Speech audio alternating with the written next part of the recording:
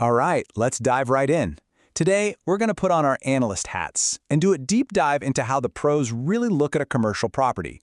We're taking a real-world example, a place called TradeHub 21 in Singapore, and we're going to pull it apart, layer by layer, just like a professional would. This is the million-dollar question, isn't it? When you're dealing with commercial real estate, the stakes are just incredibly high. One wrong move, and you could be stuck with a total money pit. So how do you spot the gold mine? How do the experts tell the difference? Well, here's the secret. They don't guess. They have a playbook. And you should think of it less like a simple checklist and more like a detective's investigation. It's a systematic, three-layer process designed to uncover every single thing about a property, the good, the bad, and the ugly. And here's that playbook in a nutshell. It's really just 3 simple steps. First, you get the cold, hard facts, the stuff that doesn't change. Second, you get the context. You figure out the so what. And third, you go hunting for the hidden risks, the what-ifs. So let's break down that first layer. Okay, layer 1. Every single analysis has to start right here, with the hard facts. This is the property's DNA. It's the stuff that's set in stone, the zoning, the age, all the technical specs. Before we can even ask if it's a good deal, we have to know exactly what it is we're looking at. And to do that, we got to understand a little bit of jargon. First up, plot ratio. All this is really is a number from the government that says how much building you can cram onto a piece of land. A higher plot ratio just means you can build bigger. Simple as that. And here's another one that's absolutely crucial, especially for industrial buildings: floor loading. It's just a fancy way of saying how much weight can the floor take. This is a deal breaker. Are you planning on storing light inventory for an online shop, or are you bringing in massive heavy machinery? This one number will tell you immediately if a space is even an option. So let's apply this to our case study, TradeHub 21. A pro would build out a fact sheet that looks just like this. And right away, a few things jump out. It's for light industry, okay. The lease started way back in 2003, so it's not a new kid on the block.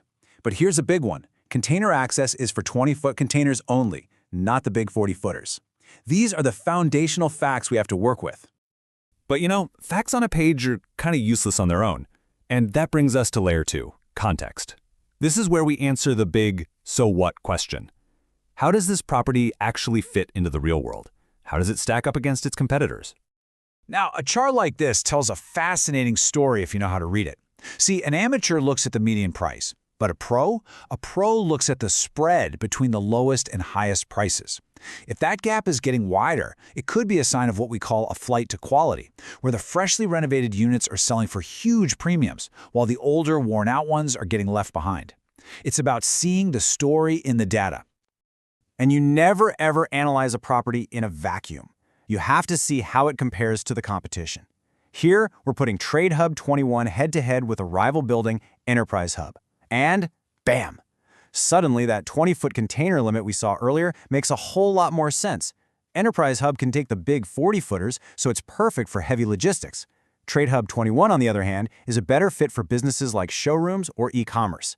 This comparison instantly tells you where the property sits in the market. And this is really the heart of layer 2. Raw data is just noise, but when you wrap it in context, when you compare it, when you track it over time, that noise transforms into actual usable intelligence. Okay, we've got the facts, we've got the context. Now for the last and maybe the most important layer of our investigation. We're going risk hunting. This is the what-if stage. What could go wrong after you've signed on the dotted line? These are the red flags you will never see in a glossy marketing brochure. Are you about to inherit a regulatory nightmare? Is that land lease a ticking time bomb? Are the maintenance fees slowly creeping up? Because that can be a sign of much bigger, more expensive problems down the road. Let's look at a classic example that trips people up all the time in Singapore, the 60-40 rule. The rule is simple. At least 60% of the space has to be for actual industrial activities. But the reality? Businesses move in and build these beautiful offices or stunning showrooms that slowly creep past that 40% limit for other uses. The analyst's job is to spot this, because if you buy or rent that unit, guess what? That compliance headache is now your headache. And this quote right here, this is the analyst's motto: trust but verify, always. You never ever take a claim at face value. If an agent says the building has 40-foot container access, the analyst says, great. Show me the official document from building management. If you can't prove it, you have to flag it as unverified. No exceptions. So there you have it. We've gone through the entire playbook. We've covered the facts, the context, and the risks. We've seen exactly how a pro deconstructs a property like TradeHub 21. Now let's boil it all down so you can use this framework yourself. At the end of the day, it really just comes down to asking these three essential questions.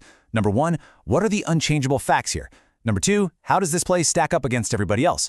And number three, what could possibly go wrong? If you can systematically answer these three questions, you're already thinking like a pro. So, the next time you're looking at a property listing, don't just see a price tag and a few nice photos. See it for what it is, the start of an investigation. You have the analyst's playbook now. The only question is, what will you uncover?